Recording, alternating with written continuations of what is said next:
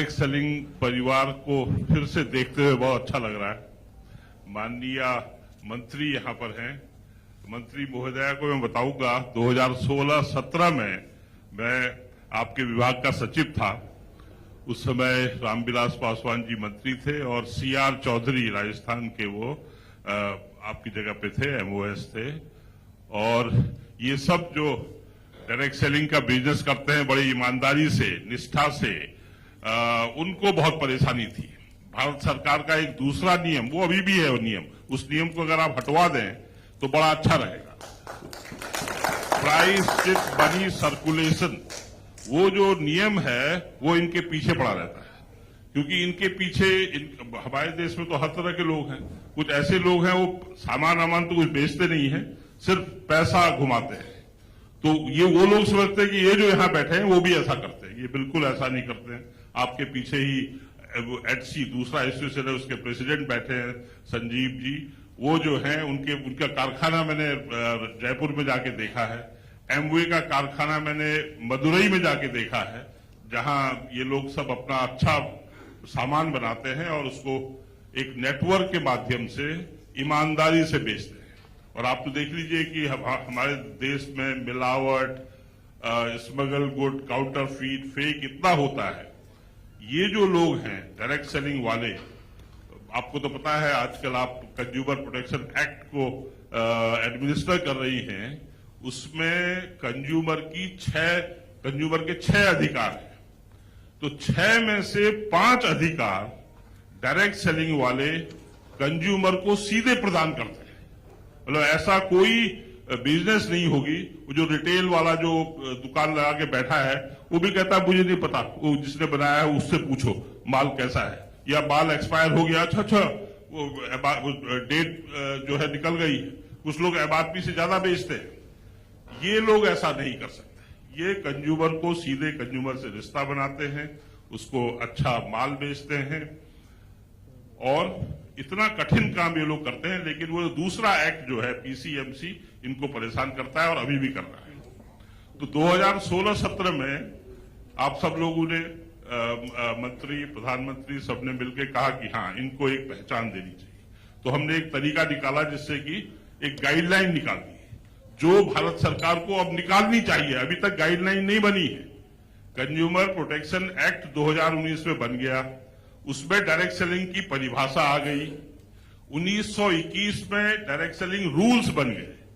Rules तक ही सीमित नहीं रहना है, रूल्स के बाद गाइडलाइंस आनी है। गाइडलाइंस, और बहुत स्टेट गवर्नमेंट्स गाइडलाइन बना रही हैं, मॉनिटरिंग कमेटी बना रही हैं, क्योंकि अल्टीमेटली स्टेट गवर्नमेंट्स को भी मदद करनी है। और आपने देखा होगा वो जो हमारे देश में दूसरी बड़ी प्रॉब्लम है, फूड और कंज्यूमर अफेयर्स एक साथ है, दोनों विभाग। कंज्यूमर अफेयर्स एक रेगुलेटरी डिपार्टमेंट है, जबकि फूड डिपार्टमेंट जो है वो फूड सब्सिडी बड़ा 140, 150, 200 करोड़ का विभाग, 200 लाख करोड़ की सब्सिडी देता है। और हर किसी का चार्ज फूड और कंज्यूमर एक साथ रहता है। तो कंज्यूमर वालों को कोई पूछता ही नहीं है। इस बहुत से स्टेट में तो कंज्यूमर डिपार्टमेंट है ही नहीं। और डायरेक्ट सेलिंग जो है कंज्यूमर प्रोटेक्शन एक्ट के अंदर, क्योंकि ये by the consumer, for the consumer, of the consumer, ये ऐसा व्यवसाय है जो कंज्यूमर द्वारा कंज्यूमर के लिए चलाया जाता है। लेकिन वो हर स्टेट में मेरे ख्याल से 5-6 स्टेट है जहां कंज्यूमर का एक दफ्तर अलग से है। अदरवाइज सब पार्ट टाइम देखते हैं। वो बड़ा दफ्तर जो फूड वाला है उस पर ध्यान ज्यादा रहता है, कंज्यूमर में किसी का ध्यान नहीं। तो ये अगर आप परिवर्तन करा दो, हर स्टेट में कंज्यूमर डिपार्टमेंट हो, वो डायरेक्ट सेलिंग को देखें, इनको प्रमोट करें। नहीं तो 2016-17 में जो हम लोग गाइडलाइन बनाई थी, 21 में वो विड्रॉ हो गई, रूल्स बन गए, बहुत बढ़िया हुआ। अब चैलेंज इन लोगों को है, डायरेक्ट सेलिंग के उद्यम को चैलेंज है, क्योंकि भारत सरकार ने नियम बना दिए, कैसे खेल खेलना है वो तो बना दिया है। अब उसको फाइन ट्यून करना होगा, कितने ओवर देने हैं, किसको कैसे आउट करना है, उसके लिए गाइडलाइंस की अब जरूरत है, रूल वाइज। यहाँ पर बहुत लोग हैं और FDSA हमेशा फोर फ्रंट में रहा है, IDSA है दूसरा एसोसिएशन, तीसरा भी मैंने बताया HC एक एसोसिएशन है। 4 हम लोगों के डायरेक्ट सेलिंग के एसोसिएशन हैं, लेकिन ये लोग सब संगठित हैं और ये सरकार से सिर्फ यही कहते हैं कि कि हम अच्छा माल बेचते हैं, ईमानदारी से बेचते हैं, हमारी मदद कीजिए। ये इंडस्ट्री को मैं बार बार चैलेंज करता हूं, जब मैं सचिव था तब से आज ये करीब $2 बिलियन, करीब 15,000-16,000 करोड़ में अटकी पड़ी है। सुरेंद्र वत्स जी जानेंगे, बीच में थोड़ा सा ग्रोथ हुई तो 20,000 करोड़ से आगे हम नहीं बढ़ पा रहे। अब नियम कानून सब हो गए हैं तो बहुत मदद की जरूरत है। तो इस समय आप आई हैं, मेरे ख्याल से मैं दूसरी मंत्री को डायरेक्ट सेलिंग के फंक्शन में देख रहा हूं। एक बार बहुत पहले आईडीएसए के फंक्शन में आए थे एक मंत्री और आज आप आ रही है, तो इनका सौभाग्य है, बहुत अच्छा है और मेरे ख्याल से आप मदद करेंगी इनको आगे बढ़ने के लिए। तो आपके रहते हुए ये जो है 20,000 से 40,000 करोड़ पहुंच जाए तो मुझे बहुत अच्छा लगेगा। तो बहुत बहुत धन्यवाद। आप लोग सब मुझे बहुत सम्मान देते हैं और मैं अब आपके परिवार का सदस्य हो गया हूं। लेकिन डायरेक्ट सेलिंग में नहीं कर पाऊंगा क्योंकि बहुत कठिन है। वो मैं बार बार इनसे कहता हूं, मेरे पास पेशेंस नहीं है, बड़ा धीरज का काम है ना। हम 10 लोगों के पास जाते हैं कि ये खरीद लो, नहीं। और अभी भी बड़ा इसका वो है कि नहीं ये लोग तो जो है ज्यादा दाम लेते हैं, अच्छा माल नहीं देते, ऐसा नहीं है। अगर जो घुसता है अंदर तो इसमें सरकार की मदद चाहिए।